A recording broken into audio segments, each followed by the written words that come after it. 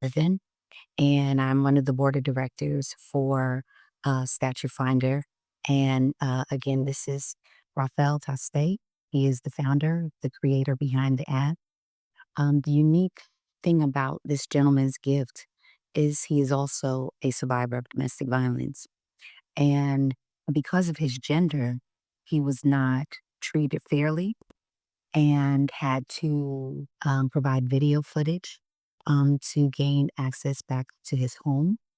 And then once he was able to gain access back to his home, he was instructed to go and pursue an order of protection.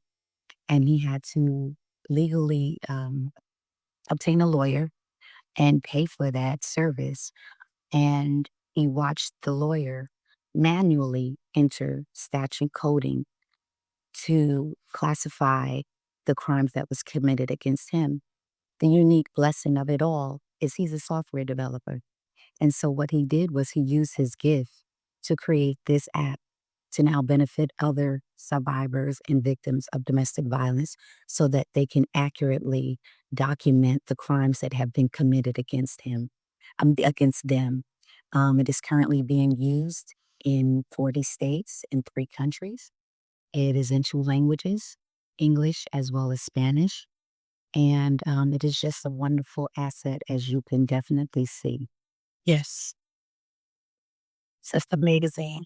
Yes, so if you don't mind, I'm going to go ahead and just start showing you some of the benefits of it. And also, this has now, it's been a couple of weeks, but is now an app on our phones as well. And I have it on my phone too.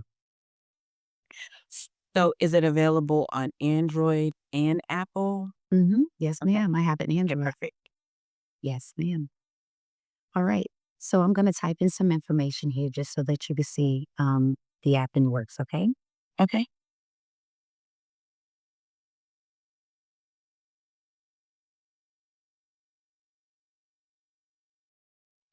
Alicia, for some reason, it's saying that you started to screen share, but it's spinning. Hmm. Let me stop sharing and then do it again. Okay. Thank you for that. You're welcome. Hmm. Let me put that on the other screen. I don't know why it's doing it. Another monitor.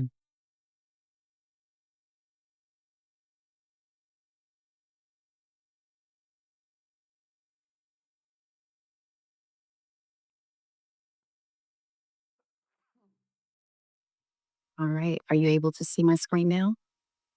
Yes, that's perfect. Okay. Thank you so much. You're welcome.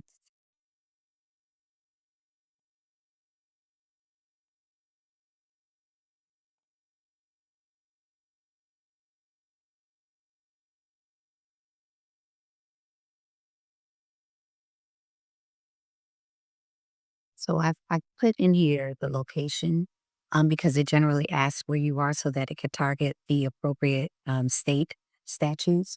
And so I kind of jumped ahead of it, but I also put the crime in here that was also committed against me. And let's see what it produces, okay? Okay.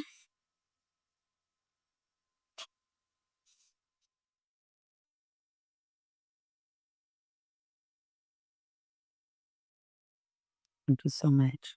So as you can see, it's very compassionate. This is something that is definitely needed in our community. I understand you're in Georgia. I'm sorry this has happened to you. Let me identify relevant statutes.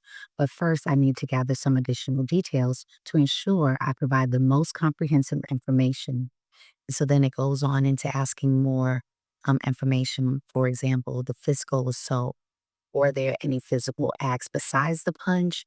Were there any witnesses? Did you seek medical attention? Do you have photos of the injuries? How long? So it's actually taking the 2 crimes and split it in 2. How long were you prevented from leaving the house? Were the doors locked? Um, it's broken it out into a statute of harassment. Has there been a pattern of controlling behavior? So these are the questions, and I'm going to try to go ahead and answer all 3 of those in the next thing here. Uh, my eye was blackened.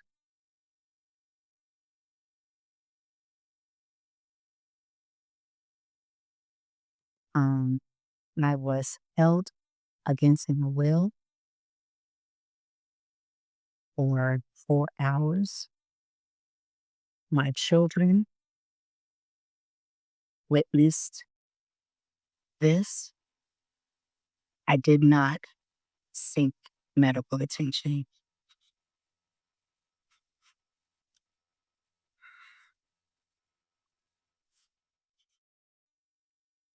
Says, then here it goes. And it's starting to produce all of the statute codes according to the crimes that have been committed against me, as you can see. And then, okay, I'm going to scroll up so just we can see what is addressed. Okay. Okay. All right. So there's simple battery. This is the statute 16523. What I'm going to do is copy this and put this in another tab just so you can see the relevance of this. This is not a hallucination AI. This pulls directly from the statute. And here it is as reference in Georgia. Simple battery as defined. And there's the code and the elements of that crime that was committed against the victim. Oh, I'll do another one just for reference. It's very wonderful. So that was one crime that was committed against me according to that false imprisonment. Again, just so you can see how valid this data is, I'm going to copy it again. And you're in the state of Georgia like me. Here it is again, referencing Georgia, the false imprisonment, the definition of it, and the elements of the crime. Part of my testimony, which I did not share in the very beginning, is as a survivor of domestic violence, my marriage ended in 14 order protections. And I actually had to um, fight New York State um, to get my children back for me. So if I had something like this in 2005, this would have been such a great asset to me. It took me 2 years to fight and get my children back, and then we located down here in Georgia. So that was the second. This is the family violence battery. Again, for your reference, I'm going to show you the validity of this here. And here we go. Now, from what I gather, I was speaking with some lawyers from another organization. Justia, the U.S. law, provides the most current updated statutes for any type of violation. So this one right here referenced directly to Justia, which means it's current. Not saying that the others aren't, but it just shows you the aggressiveness in pursuing the correct coding for a victim. Okay. Now, I also want to show you something that I stumbled on. Well, here's another one, cruelty to children. But this right here was a gem that Raphael, I was playing around with it and found this out. And I was like, I was so super happy. Um, can you refer me to some services in my area?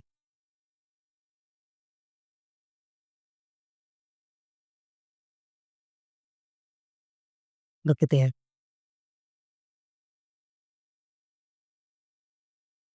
And I have worked, yes, I've worked with some of these organizations here locally, the Women's Resource Centers. So these are valid resources.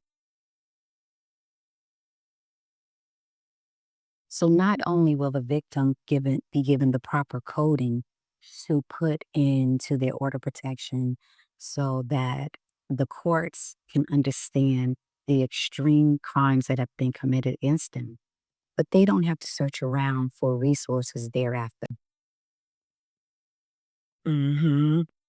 I've worked with both of these agencies here, International Women's House as well as Women's Resource Center,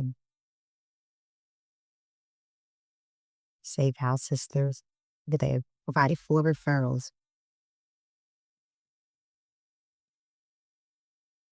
And I just want to demonstrate something else. Give me a second. You want to go to approval, translate. And we put in English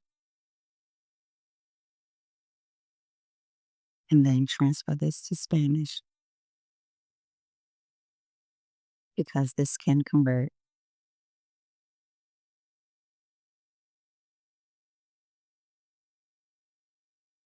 Through something. I live in Georgia and was hit literally back by my husband. I'm going to copy and paste this. This is just the same as if a Spanish speaking person actually put this in here, okay? And I'm going to copy it in.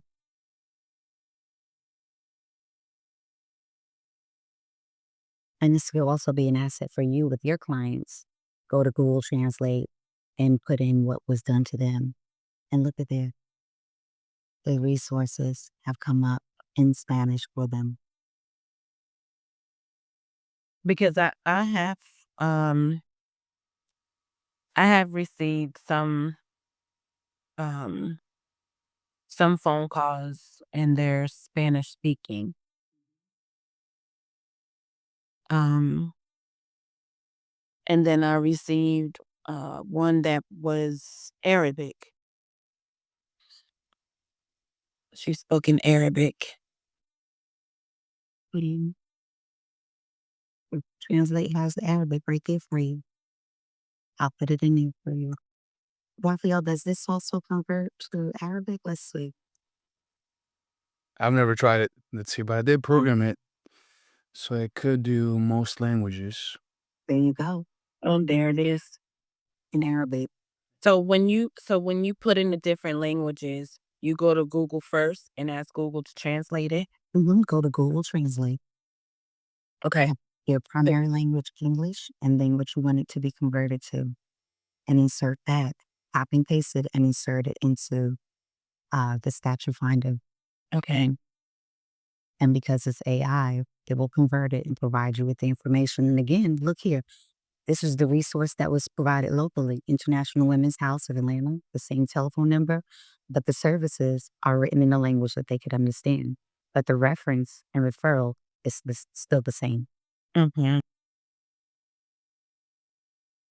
So that's the wonderful jewel about it. So, do you have any questions for myself or for Rafael with who's the founder of this? This is a free app uh, because of the short notice that I solicited this demonstration from your organization.